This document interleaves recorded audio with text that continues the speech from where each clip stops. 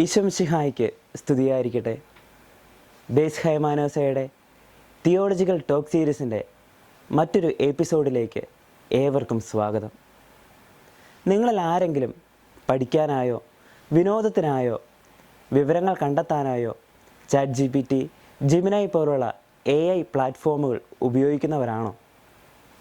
ആണെങ്കിൽ നാം അനുദിനം ഉപയോഗിക്കുന്ന നമ്മുടെ ജീവിതത്തെ എളുപ്പമാക്കാൻ സഹായിക്കുന്ന ഈ AI പ്ലാറ്റ്ഫോമുകൾ ഒരു ദിവസം നമ്മളെക്കാൾ ബുദ്ധിപരമായി തീരുമാനങ്ങൾ എടുക്കാൻ തുടങ്ങിയാൽ പിന്നെ നമ്മുടെ പ്രസക്തി, നമ്മുടെ പ്രാധാന്യം എന്തായിരിക്കും? മനുഷ്യൻ്റെ മഹത്വത്തെ, അവൻ്റെ നന്മയെ എപ്പോഴും ഉയർത്തിക്കാട്ടുന്ന, അതിനുവേണ്ടി പ്രയത്നിക്കുന്ന തിരുസഭ ഈ AI യുഗത്തെ എപ്രകാരമാണ് കാണുന്നത്?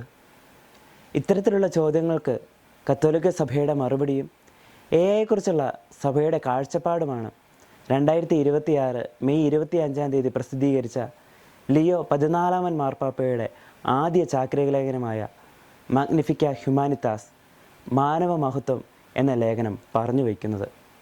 Magnifica Humanitas on safeguarding the human person in the time of AI എന്ന സാമൂഹിക ചാക്രിക ലേഖനം മനുഷ്യൻ്റെ മഹത്വവും സാങ്കേതിക വിദ്യകളുടെ ധാർമ്മികമായ ഉപയോഗവും പ്രത്യേകിച്ച് AI യുഗത്തിലെ വെല്ലുവിളികളും കേന്ദ്രീകരിച്ചാണ് രചിക്കപ്പെട്ടിരിക്കുന്നത്.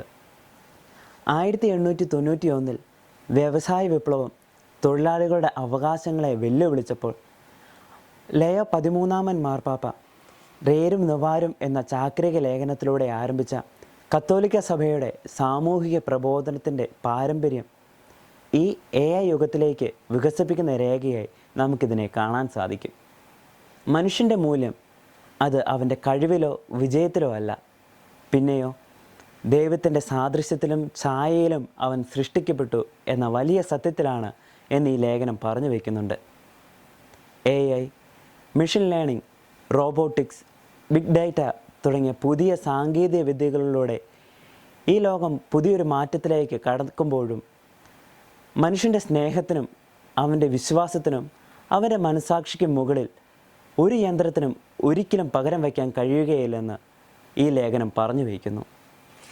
AI മനുഷ്യനെ വളർത്തുന്നുണ്ടോ, അതോ അവനെ വെറും ഡേറ്റയാക്കി മാറ്റുകയാണോ? ഈ രേഖയുടെ പ്രധാന സന്ദേശം ഈ ലോകത്തോട് പറഞ്ഞു വയ്ക്കുന്നത് ഇതാണ്: സാങ്കേതിക വിദ്യ മനുഷ്യനെ സേവിക്കുന്നതാവണം. മനുഷ്യൻ ഒരിക്കലും സാങ്കേതിക വിദ്യയുടെ അടിമയാകരുത്. സഭ ഒരിക്കലും AIയെ എതിർക്കുകയല്ല, പിന്നെയോ AIയുടെ ഉപയോഗം ധാർമ്മികതയുടെ നിയന്ത്രണത്തിലായിരിക്കണമെന്ന് പറയുകയാണ്. ധാർമ്മികതയില്ലാത്ത AIയുടെ ഉപയോഗം അത് പുതിയ കാലഘട്ടത്തിൻ്റെ ബാബേൽ ഗോപുരം പണിയലായി തീരുമെന്ന് ഈ രേഖ പ്രതിപാദിക്കുന്നുണ്ട്. പുതിയ കാലഘട്ടത്തിൻ്റെ ബാബേൽ ഗോപുരം എന്നത് മനുഷ്യൻ്റെ അഹങ്കാരമോ നിയന്ത്രണമില്ലാത്ത സാങ്കേതിക വിദ്യയുടെ ഉപയോഗമോ അധികാര കേന്ദ്രീകരണമോ മനുഷ്യനെ മറന്നുള്ള പുരോഗതിയോ ആകാം. ഈ രേഖ പറഞ്ഞു വയ്ക്കുന്ന ഒരു സത്യമുണ്ട്: ദൈവത്തെ മറന്നുകൊണ്ട് മനുഷ്യൻ ചെയ്യുന്ന ഓരോ പുരോഗതിയും അത് അവൻ്റെ നാശത്തിന് തന്നെയായിരിക്കും കാരണമാവുക എന്നത്. ഇവിടെ ഈ ലേഖനം നമ്മെ ഓർമ്മിപ്പിക്കുന്ന സത്യം ഇതാണ്: ദൈവമില്ലാതെ മനുഷ്യൻ നിർമ്മിക്കുന്ന പുരോഗതി അവസാനം അത് അവൻ്റെ തന്നെ നാശത്തിന് കാരണമാകും. മാഗ്നിഫിക്ക ഹ്യൂമാനിറ്റാസ് സഭയുടെ സാങ്കേതിക വിദ്യകളോടുള്ള പ്രതികരണം മാത്രമല്ല, അത് മനുഷ്യൻ്റെ മഹത്വത്തെക്കുറിച്ചുള്ള ഒരു ദൈവശാസ്ത്രപരവും സാമൂഹികപരവുമായ പ്രഖ്യാപനം കൂടിയാണ്.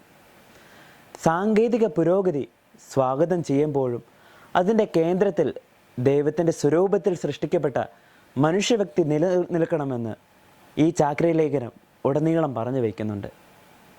AI മനുഷ്യൻ്റെ അന്തസ്സിനും പൊതുനന്മയ്ക്കും സേവനം ചെയ്യുന്നതാവണമെന്നും ദൈവമില്ലാത്ത പുരോഗതി ആഗ്രഹിച്ച ബാബേൽ ഗോപുര നിർമ്മാണം പോലെയാകാതെ പ്രാർത്ഥനയിലൂടെയും വിവേചന ബുദ്ധിയിലൂടെയും ഒരുമയിലൂടെയും നെഹ്മിയ പുനർനിർമ്മിച്ച ജെറുസലേമിൻ്റെ മതിലുകൾ പോലെയാകണമെന്നും അതിനായി നമുക്കൊരുമിച്ച് പ്രയത്നിക്കാനുള്ള ആഹ്വാനവും ഈ ചാക്രിക ലേഖനം നമുക്ക് നൽകുന്നുണ്ട്.